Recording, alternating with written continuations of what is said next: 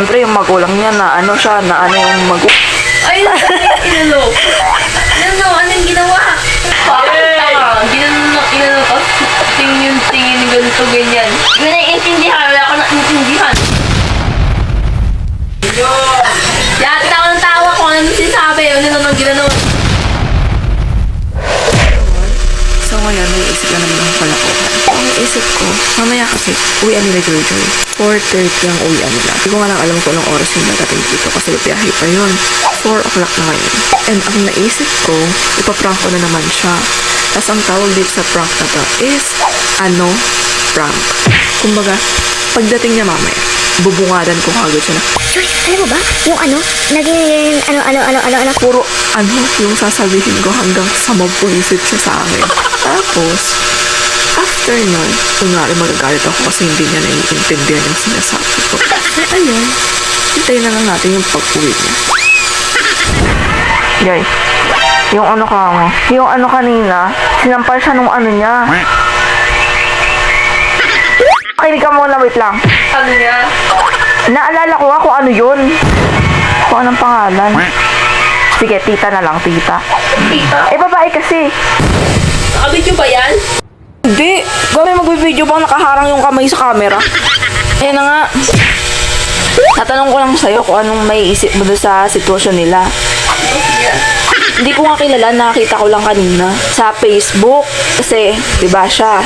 Nag-ano kasi siya. Tapos yung tita niya, bigla siyang inano.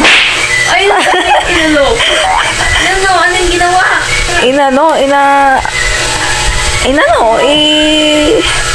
Madaming inano. So, parang, Hindi ko maisip eh. Inano nga? Parang inano. Anong ginanon? Parang ginanon na, Inano. Makinig ka.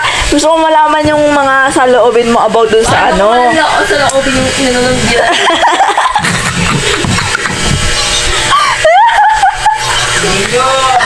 Yata tawa ng tawa ko. Ano sinasabi? Ano ng ginanon? Tanga. Di ba? Diba, ayun.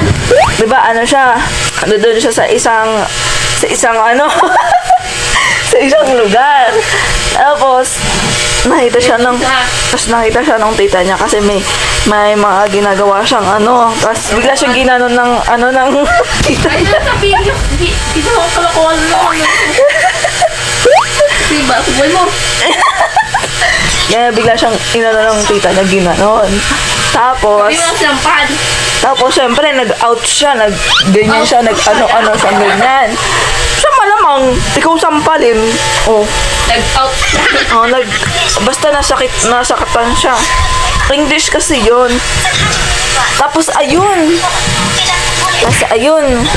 No! Tapos, nagsumbong siya dun sa niya, sa mga niya, sa mga Saan kita? Ayaw siya eh. sa mga magulang niya. Nagsumbong siya kasi sinampal nga siya, di ba? Yung magulang niya, turutukan sa ganyan. Ayun ang tinuturo ko sina mama. Tapos, after nun, di ba, sinampal siya. Tapos, pupunta na siya doon sa niya. Di ba? Ano ba? Pakinig ka muna kasi. Paano ko malalaman yung sa loobin mo? Ano ko malalaman sa laobin mo? Oo. Ano ko Diba? malalaman yung ginanon, yung ganito, yung ganyan. Ayoko na talaga. Kasi makinig ka muna. Di ba? Ayun na. Nagpunta na sila sa... Anong tingin niya? Parang naman. Kailangan nga, saan yan siya eh. Nagpunta siya doon sa may mga magulang niya. Kasi nga, sinampal siya nung niya. Ano ba tawag doon? Basta yung babae. Hindi alam. Tapos umiyak siya. Tapos, ayun, pagkas siya umiyak, syempre yung magulang niya na yung magulang niya. Parang tingin eh. Ginanon ko. Tingin, ganito, ganyan. Hindi na naiintindihan. Wala ko naiintindihan. Ako hindi yan, no? Nakabidyo yan. Pwede naman mo wala. Tinaset mo. Kapatak ako sa akin, no? Sandali lang, pupunasan ko.